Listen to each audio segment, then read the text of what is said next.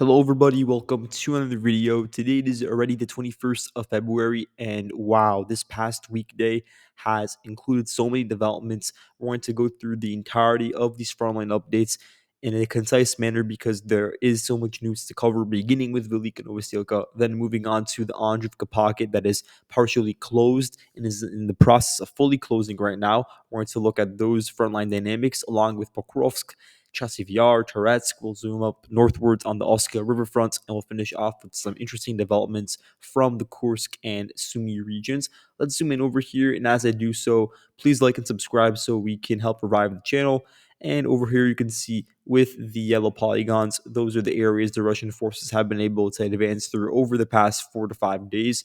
And you could see that a lot of the advances in the direction of the village of Novosilka have been headed by the 57th Motorized Rifle Brigade. We talked about their contributions in advancing through key villages around the Mokrieli River Valley and Velyka Novosilka itself.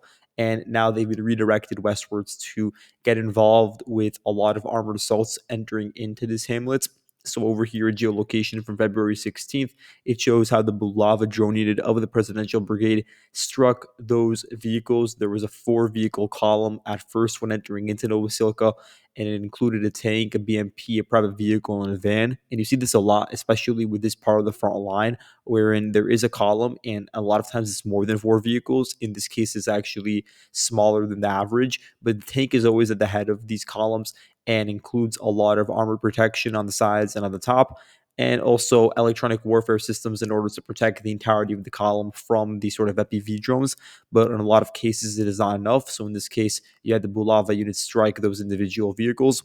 But in any case, they were able to make it along this paved road that you can see over here. I'm marking it with my cursor and advance northwards and dismount around 20 soldiers into this hamlet, into the residential areas. And since then, there has been no proof of the Ukrainians taking back this location. And so it's been now 5 days, and we still don't have any proof to the contrary, indicating to us that the Russians were able to advance at least 2.5 kilometers northwards and secure a lot of these important hinterlands in between the current line of contact and the Ukrainian intermediary defense lines that are built sort of in between what we refer to as the front line and then some larger lines that are near the border between Donetsk and Dnipro. So this is just one snip a snip of it, because Novosilka is one of these locations that a lot of Ukrainian forces that were involved in fighting on the outskirts of Novodarivka and Rivnopil retreated to over time, and now those areas are also being taken over. It also provides the Russians with a lot more favor and locations through which to attack westwards towards some other populated areas that are located in exposed regions, located on local heights. And so an obvious pick would be Zelenopole, and then exploiting the 12 kilometer gap that I always discuss in between the trenches in Zaporozhye and Donetsk that spans this entire sort of diagonal opening. And that would come through advancing along the horizontal road that is located south of Zelenopole.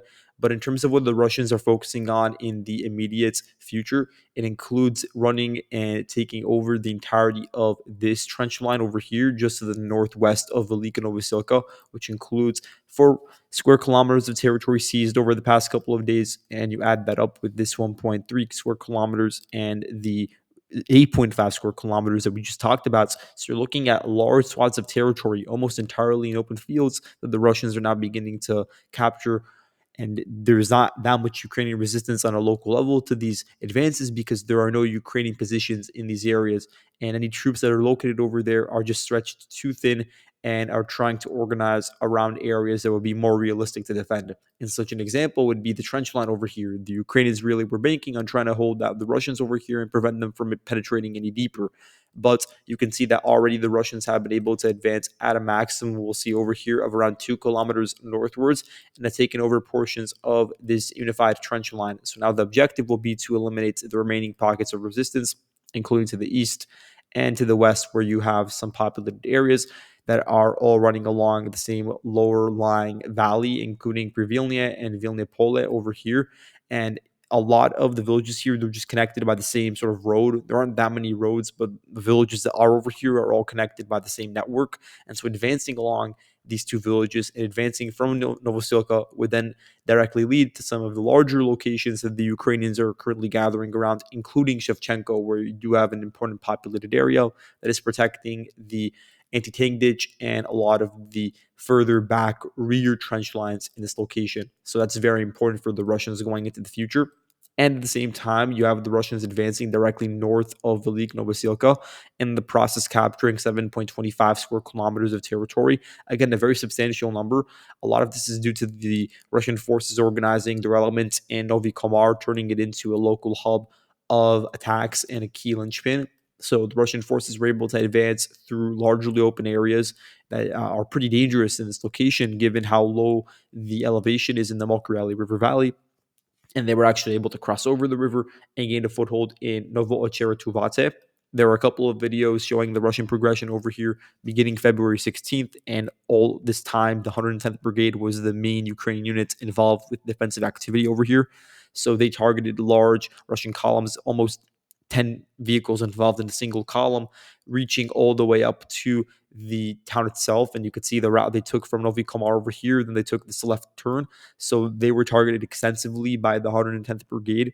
That played a role in forcing some vehicles to withdraw and turn around. But regardless of that, they were able to move dismounts closer, and those dismounts were able to enter and take over this village in a matter of days because it is pretty small. So once you get a small force over here, that could be enough of a tipping scale in order to change the entirety of the balance of power in this particular location. So here you can see on February 18th, 110th Brigade conducting direct strikes onto Russian forces, and then by the 20th, the 5th Tank Brigade, they raised their flags in the northern parts of the village, meaning that now the Russians have a new base, a new forward operating node that is north of the river. And as I said before, all these villages, albeit they're small, they are still important for sort of projecting local power. And so now the Russian forces have control over this paved road that they can use to continue to capitalize with their armored columns to capture additional territory so they can advance northwards towards Skudnia and more generally towards the really important defensive line that we are looking at, that the Russian forces are aiming to capture. And you can see that it spans about 20 kilometers from west to east, and the western portion is in Dnipro. The eastern portion ends at the Mokreli River Valley. It includes a really important anti-tank ditch, and then includes a lot of trenches that could be more unified, but they still are there and laid out horizontally with the hope of protecting the western flank of a lot of these villages, including Komar, that are running along the river valley. And so it would be a large Russian objective to continue to capitalize upon their successes over the past couple of months over here, to seize large swaths of open territory where the Ukrainians may not have the proper amount of men to hold them back, and may have a sufficient number of attrited forces that would allow for a Russian penetration.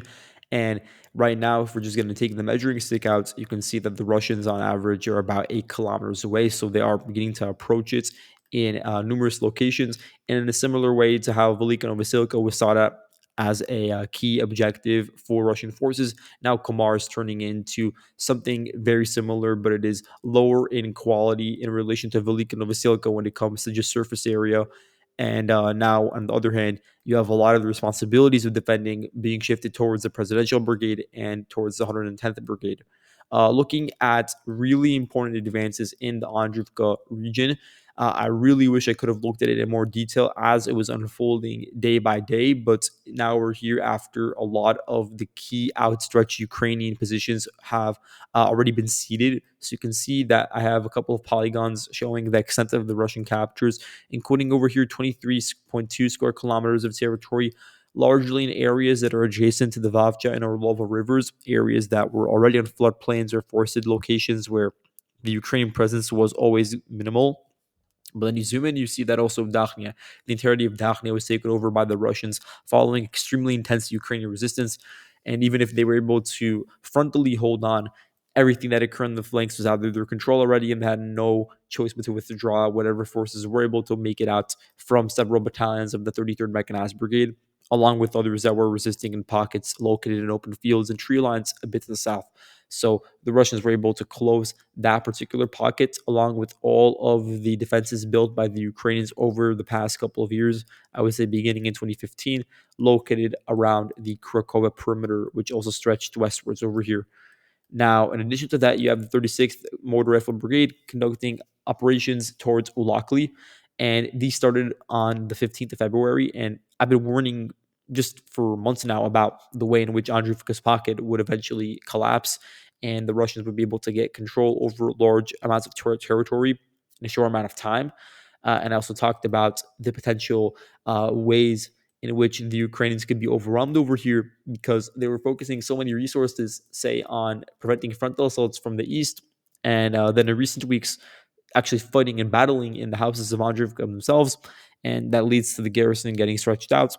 And you have this issue where the southern flank was almost entirely protected by one unit, the 37th Marine Brigade. And so whenever they had a certain issue they were facing, there wouldn't be a proper backup and insurance in order to prevent the Russians from penetrating any deeper. And in this case, that was proven to be the case because the 37th Brigade was not able to stop the armored assaults and the just inundation of Russian forces into populated areas like Ulakli. And as a result, the Russians were able to solidify a permanent base of operation as early as the night of the 15th in the eastern part of Ulakli. And since then, there have been numerous vehicular losses reported on the Russian side, but none of that is actually taken away from the fact that there are Russian soldiers that are in control of the majority of the town. So over here, you could see on February 16th, the Tivaz artillery unit of the 148th Artillery Brigade, they shelled two columns of vehicles entering into Lockley. It was around 8 vehicles or at maximum 10 vehicles that entered in the first night into Lockley. But then after that point, over the past week almost, you've seen tens of vehicles trying to move in on a regular basis, coming in from Zelenivka, which is now under full Russian control, of course. And I would say they're doing it primarily along this route over here with this paved road and then enter into the agricultural facilities and into the eastern approaches. And so now the Ukrainians have not fully lost Ulakli as of yet, but they are in an extremely disadvantageous position because whatever forces they have over here, they're located in a very narrow corridor. I understand why they're resisting, and at most they have a corridor of 2.1 kilometers from north to south, but it is extremely narrow, meaning that any attempts over here are transient and are just about buying a bit more of a sliver of time for the rest of the Ukrainian garrison that right now is in disarray after very chaotic movements westwards and really trying to focus on building up a solid defensive line that would connect Rozliv to Bakhatir and Oleksivka. And then at the same time, you had the movement of Russian vehicles into Konstantinopil. And there's this just geolocation on February 16th, which is when you had a lot of these breakthroughs initially occur. This is actually a Ukrainian T-72 EA tank from Czechoslovakia, and it was destroyed, I should say, by the 14th Special Purpose Brigade and by the 140th Anti-Aircraft Missile Defense Unit, which is a part of the 29th Combined Arms Army. I think I have their icon over here because it's one of the main units that is operating on the front line, the 29th Army, one of the main units in this general theater. And a part of that is the Missile Brigade.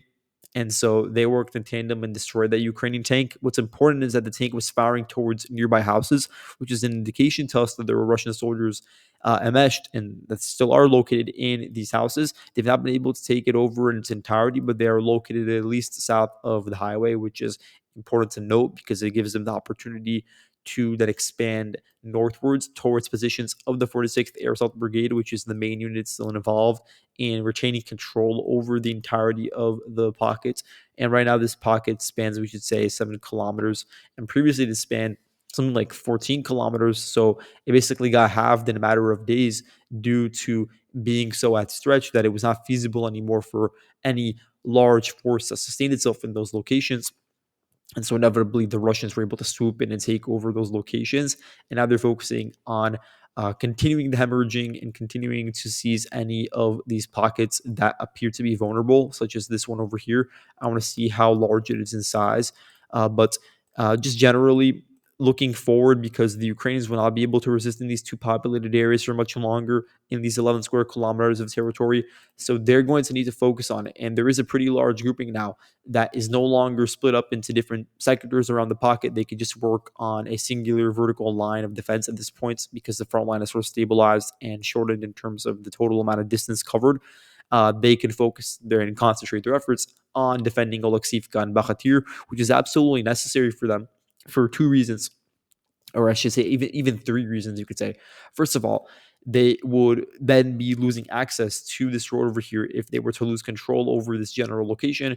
The road that leads directly into Kamar from the east, and Kamar is an important village in its own right that they can't let fall into Russian hands. So it's about protecting Kamar's eastern flank. For that's just one perspective, but also the fact that advancing directly through Oleksivka towards the border would then give the Russians the opportunity to enter into Dnipro, put it within the Overton window in conversations about negotiations. The Russians would have more bargaining chips because they would be located in another oblast. And just more generally, in terms of the tactical goals, it would give them access to the road leading directly into Novopavlivka, which serves as a logistics and artillery hub right now.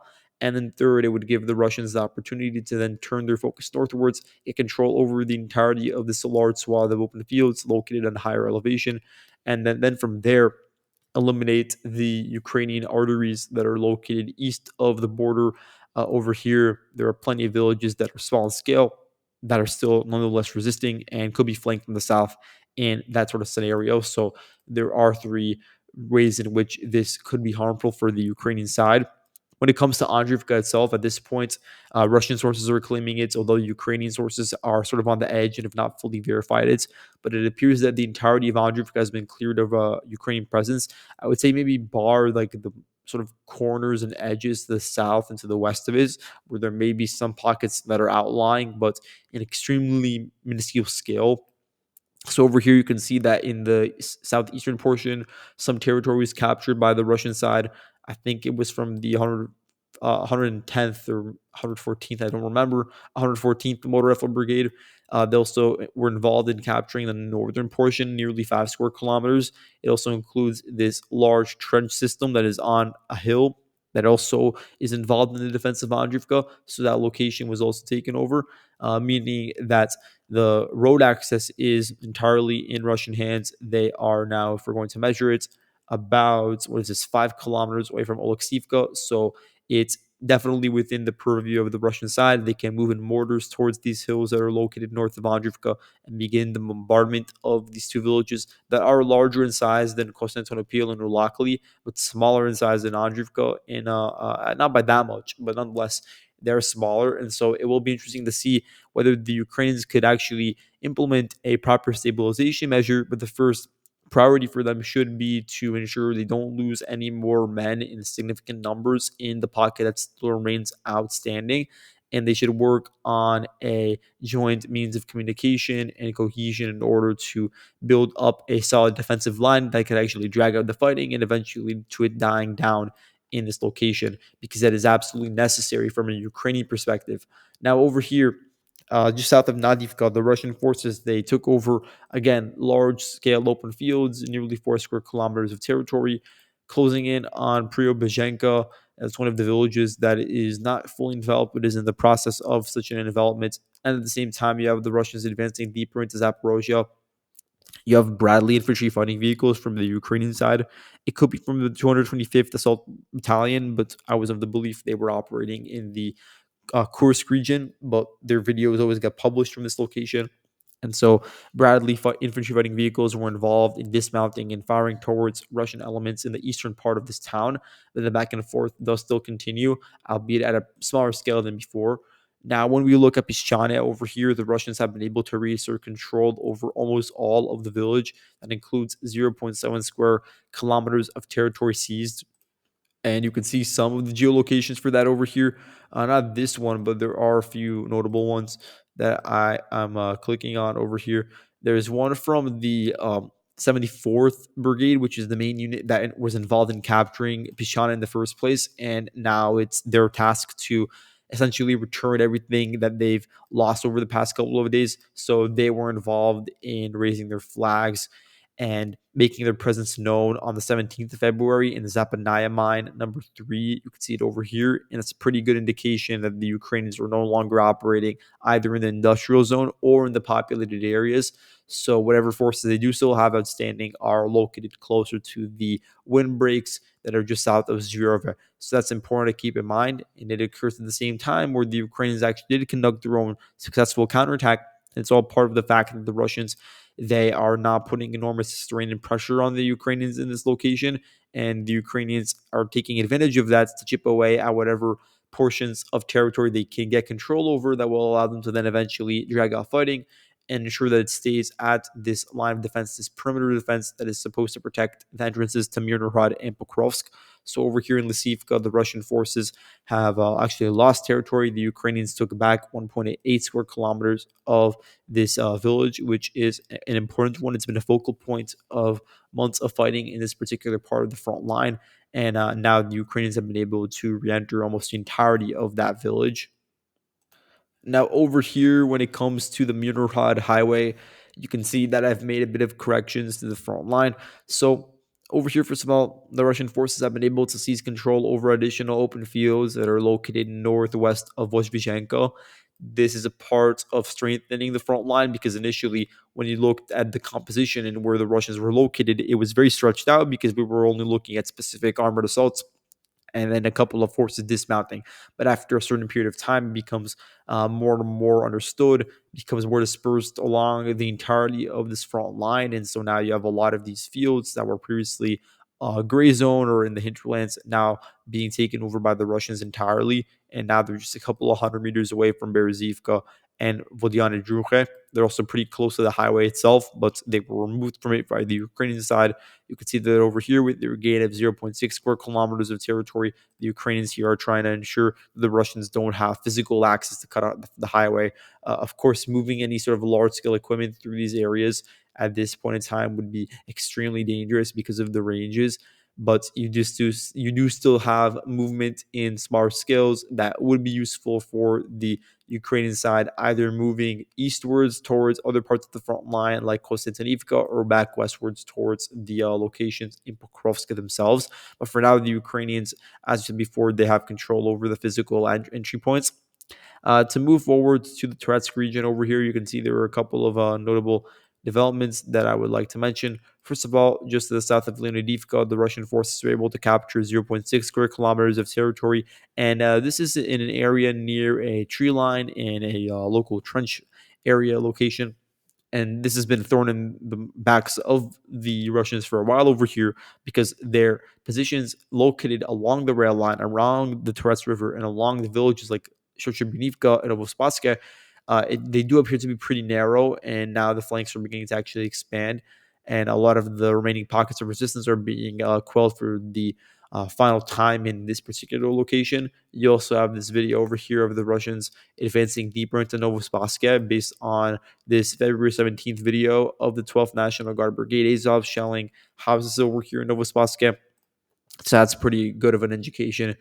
It's a pretty good way of conveying the fact that the Russian forces are present in this particular location. Now to look a bit to the north, I would do want to focus on the movements along the Oskil River. So I'm going to move my screen over here to the north, and you can see that there's just been one update so far from the past couple of days, and it amounts to a capture of 2.2 square kilometers of territory by the Russian side in the Kharkiv region just to the north of Novomlinsk. And as a result of this movement, you can see that the Russian initial spearhead into Fikholivka, which occurred like 2 weeks ago right now, you can see that over here with the video from February 6th. Now, a lot of those concerns could be put to rest because you do have more support coming in from the eastern flank in this particular location. So, now to move on and look at some of the most notable advances from the past couple of days, you guys can see over here that's on this is the Kursk front fight, by the way. But let's just zoom in for a moment. You can see over here that the Russians were able to cross over the Psel River. They crossed over in an area that is south of Suja. This is all a part of, more broadly, the southern suburbs of Suja and the ways to capture them most efficiently. So here you have a local summer camp. This is on February 19th. Ukrainian shelling led to the destruction of portions of the camp where the Russians were operating. You had Russian DRGs in those locations. And that's a pretty good indicative of the fact that you do have Russian forces now crossing over and not being met with that much resistance on the ground. You don't have that many Ukrainian ground forces moving in to engage in, small scale quarters fighting. When you do see that, it's usually in populated areas where there is sort of a reliance on concrete slabs and on basements, but you just don't see that over here in some of these areas that are either completely isolated or don't have multiple stories in order to use eventually as a form of cover. But either way, it does show to us that the Russian forces continue to advance in this location, and they now have no villages standing in their way. The Americans, or not Americans, Russians, sorry, the Russians from the border, the international border between Sumy and Kursk, which is 6.5 kilometers right now. So, in addition to all this, I would like to zoom in a bit to the north on the location of Sverdlikovo, which I will mark entirely as under Russian control, not just based on geolocations, because there are a lot of them that have come out, especially last week, that serve as good indications that the entirety of the town is under the control of the Russians. But now you have reporting from Ukrainian channels like Petrenko and Deep State that are backing these claims. And actually, my map of the situation may be the most generous to Ukraine in this region because I just didn't see any proof of Nikolaevka Dorino falling into Russian hands. I haven't seen any of that yet. And besides that fact, we haven't seen anything from the rest of this large scale location that is sandwiched in between the Russian line of contact and the border between Sumy and Kursk. But this is an area that definitely could be under Russian control right now or have some sort of operational freedom for Russian vehicles. That's certainly possible. We just haven't seen videos from this specific area. But we have seen a lot of videos from Sverdlikovo and from its surroundings. And so you can see over here the Russians were able to capture 4.2 square kilometers. And in the process of capturing this village, they were able to deal a huge blow to Ukraine's logistics. And I warned of this possibility because Sverdlikovo is important for two reasons. First of all, you use it in order to access the road that then leads southeastwards into Suja itself. You can see that over here. But besides that fact, it also leads to a route that moves southwards along Novenka and into Basivka, and then from there all the way to the highway, this really important highway that starts in Unikivka, you should say. We're going to just scroll a bit to the south so you can see it in its entirety. And actually, you could say that the highway in a large part in this location begins with Pisarivka and then spans from Unikivka all the way to the entrance in Sujo. So this is a location that is already under intense Russian a fiber optic FPV bombardment. There are really an ungodly amount of videos coming out on a regular basis of destructions of armored vehicles and tanks along this road as they're being transported to the front line in Kursk. So that's further compounded by incessant Russian shelling of this location. And so now the Russians are actually going to get even closer, have control over some local heights to overlook it in its entirety and lead to even more damage, making it even more difficult for Suja to retain its connectivity. So, all in all, what we're seeing now are unconfirmed reports of the 810th Naval Infantry Brigade crossing over into Ukrainian territory and making some headways into Novenke and Basivka, but that's about it. We don't have any much more information to back that up. But what we do know is that I think it was 2 days ago, February 16th, Putin did talk about a Russian attempt that led to success and allowed them to enter into Ukrainian territory in Sumy.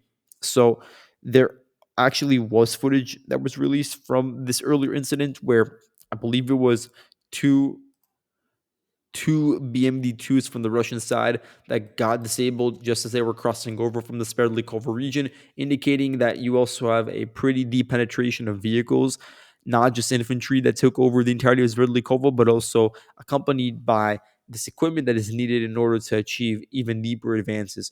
And so that's a part of why they had the ability to then move over and cross over into the border, even though Ukrainian side claims and shows videos of the fact that two of those BMDs were disabled. So maybe there was a larger scale to that assault that we're not aware of, or maybe there was a totally different assault that occurred.